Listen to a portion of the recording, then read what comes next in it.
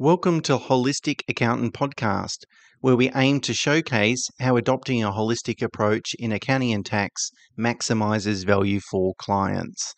Beyond traditional tasks like preparing financial statements and tax returns, a holistic accountant focuses on offering advice that maximizes personal wealth on an after-tax basis.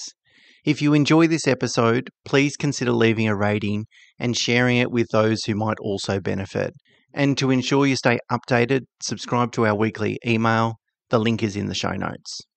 Okay, today, Mena, I would like to talk about why self-employed people tend to focus on investing in property as opposed to investing in shares. And of course, I think the first thing to acknowledge is that both primary growth asset classes, being shares and property, have their pros and cons. Like, I don't think it's necessarily right to talk about which is better. I like to think about it as clubs in a golf bag. You know, a different club's going to do a different job for a different purpose. And most people are probably going to be well served by investing in both property and shares. And I think you can do that. We're going to talk about it. You can do that in a way that's a lot easier today than what it would have been even 10 years ago. And you can do it safely in a way that, you don't necessarily need to know how to pick shares or any of that sort of stuff. It still works. But what we want to do today is talk about, what are the common attractions to investing in property? Why does it really suit a lot of self-employed people? And then what can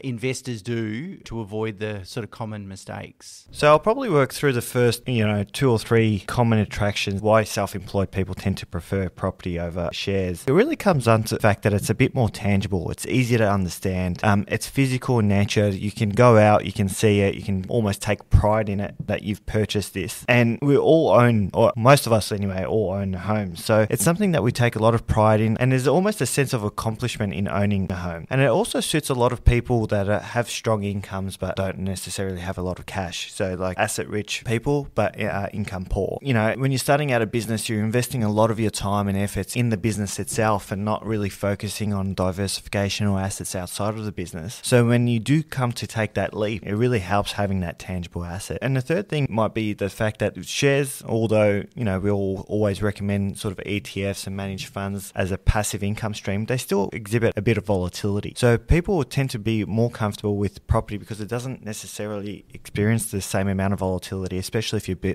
buying sort of high quality, investments in blue chip areas. Yeah, that's right, Mena, and particularly if people have had a bad experience with shares. So for example, a common one, someone got a stock tip, probably was never so good, and didn't work out for them, they automatically then conclude, well, the share market's not for me. Whereas, I think it's good to look back and say, well, how can you invest in the share market without making those sort of mistakes, rather than just concluding that, the share market might not be for you. But some of the other attractions that attract self-employed people to investing in property, what we find is when the business starts to generate a bit of income, taxable income, of course that results in an income tax expense. No one really likes to donate any more money to the government than they really need to. And so people start to think about, how can I reduce the amount of tax that I'm paying? And of course, negatively gearing, so borrowing to invest and using the income losses that those investments create from year to year to save tax. But then also, of course, ultimately it's not just to save tax, it's to build wealth. So saving tax can be an attraction. I think one of the biggest attractions to property,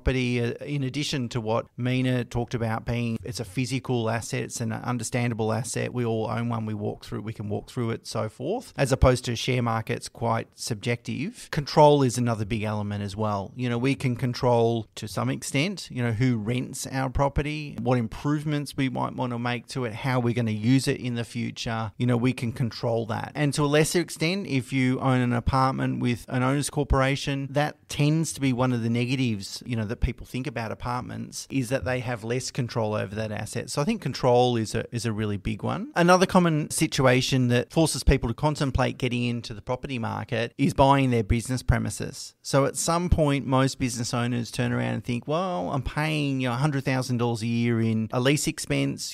Would I be better off owning the premises? Rent money's dead money, that sort of thing. And it's not always true, by the way. It doesn't always make sense for a business owner to own their premises. mean, there's a lot that we can talk about that. In fact, we've done a podcast, we recorded a podcast on the 10th of May in 2023 about that topic, so I won't get into it, but sometimes that's what makes people really think about it. I think from our perspective, the whole point or one of the key aims of getting into business for most people is to build more financial security for themselves personally and of course for their family and then for their future. Now, there's two ways you're going to make money from running your own business. Of course, it's the profit each year that the business produces, and then maybe you've got something to sell one day as well, so the capital value of that business. But what you might be able to sell that business for in the future is somewhat subjective in most situations, right? So I wouldn't put a lot of weight on that necessarily. So our view then is that if you're going to build a business, you're building this sort of cash flow machine, if you like. It's going to generate enough profit to pay for your living expenses and then plus some. And that some additional cash flow then you put towards building your own personal nest egg, so that if,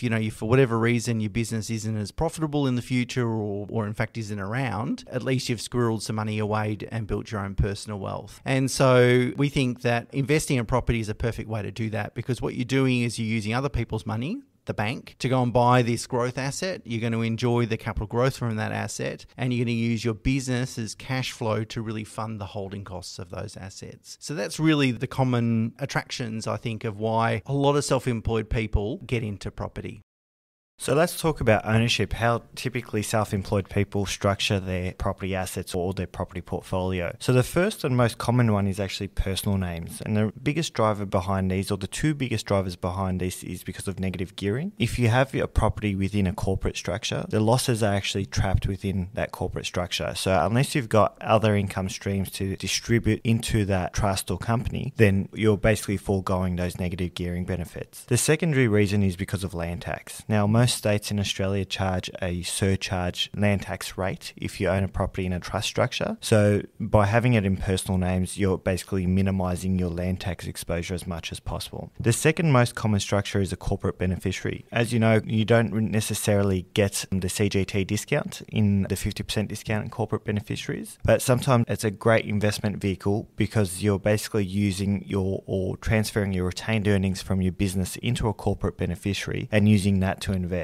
So it does a couple of things by providing asset protection for one, i.e., if you're in a high risk industry, you don't want necessarily have a lot of assets in your name, so it puts it in a sort of a separate legal entity. And secondly, the difference between the shortfall in the CGT tax rate and the corporate tax rate is only 1.5%. So it's not that material. When it comes to investing within a corporate beneficiary, you really just got to establish your strategy from the onset. So if your main focus is then paying it off as soon as possible, then a corporate beneficiary is really good because you can then just stream business profits into that corporate beneficiary and actively repay that debt down quite aggressively. Whereas if you're not too concerned about the debt and you just want to maximize your negative gearing benefits, then owning it in personal names is best. Yeah, so I think in that situation, there's not a one-size-fits-all approach really to structuring ownership of assets. And of course, if you're going to buy multiple properties, it's possible that you'd spread that across a couple of different ownership assets to even out the pros and cons. But I guess what we're trying to say is that you've got to balance out income tax benefits now, income tax you might pay in the future, capital gains tax you might pay in the future. But a big one that a lot of people don't think about is debt management. If the goal is let's go and buy this investment property and pay down the debt pretty aggressively, well, then you want to think about really carefully how you're going to get that money out of your business tax effectively in order for you to repay it. And if that asset's going to be in your personal name, it means you've got to distribute a lot more income into your personal name and probably pay 47% tax, as opposed to, or maybe a better option is put it in a corporate beneficiary. Maybe you can max the tax rate at 25 or possibly 30%, depending on how your business is structured, but at least you're not going to pay a lot, or at least less income tax along the way in order to do that. But again, it's not a one-size-fits-all. Now, Mena, I thought we'd talk about some of the common mistakes that we see self-employed people make investing in property. And I guess the first one is that, sometimes it's driven by things like saving tax. And so they get a tax bill or an installment notice and think, oh God, paying too much tax. I'm just going to go and buy an investment property. It can be sometimes a whimsical decision without a lot of sort of pre-planning or understanding. Now, of course, investing in property or borrowing continuing to invest in property can help you save tax. But the key aim of doing this is to obviously build wealth. So you want to make sure you do that properly. And I think that's the biggest mistake, is just buying any property or buying a property just based on potential tax benefits. So that is, if the property has some depreciation, allowances and those sorts of things, someone might be more attracted to that sort of asset. Whereas our view would be, well, hang on, you're doing this to build wealth. So let's buy an asset that's going to double in value every 10 years. Now, it's not going to do that on a straight line basis, but if you hold the property for 30 years, you've hoped it's doubled a couple of times over that period of time. So lack of quality, Mena, I think, is probably a really common mistake.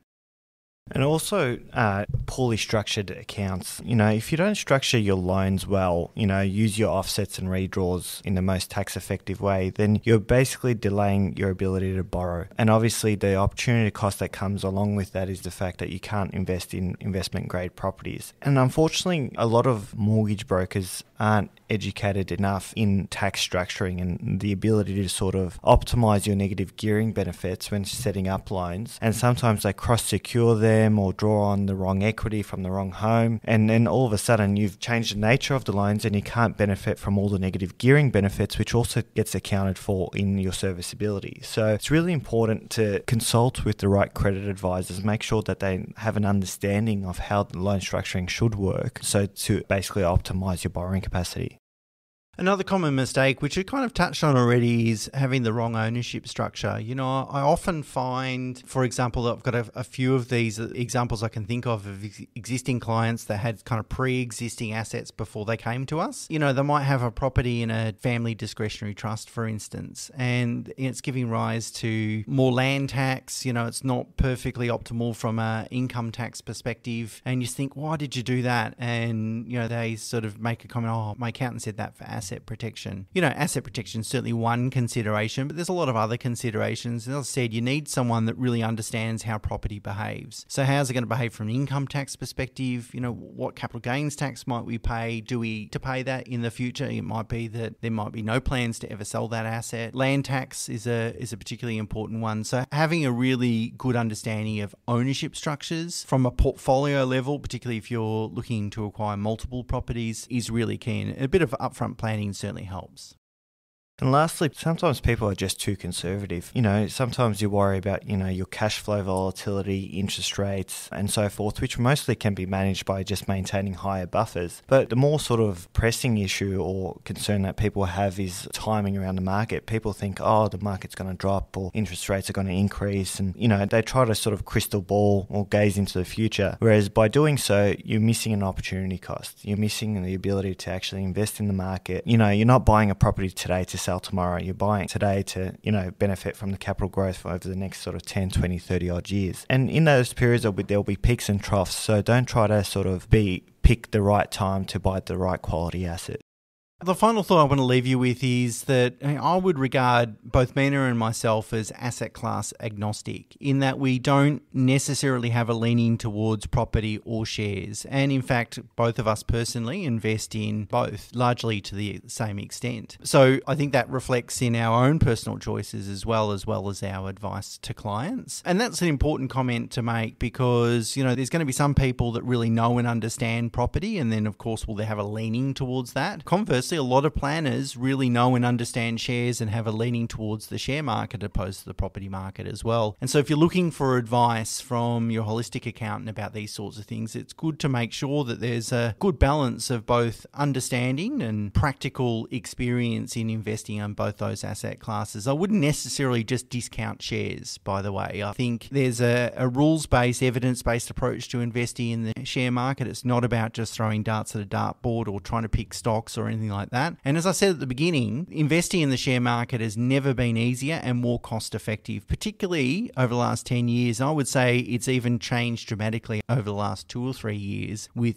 diversified ETF style products, and also internally geared ETFs as well, which can be really attractive for people that are keen to sort of build wealth. So yes, a lot of self-employed people are attracted to property, and there's a lot of merit associated with it. So we're not discouraging people from thinking about investing or borrowing to invest in property, but just keep your eyes open in terms of the share market as well. I should point out we've done a couple of other relevant episodes to this, which you might want to go back and have a listen to. There's an episode on the 9th of November Favour 2022, where we talked about how to maximise negative gearing benefits from investing in property. And last year on the 1st of March 2023, we talked about what costs are deductible when you go and buy an investment property. So if you want to learn more, hopefully you can check out those episodes. And until next week, bye for now.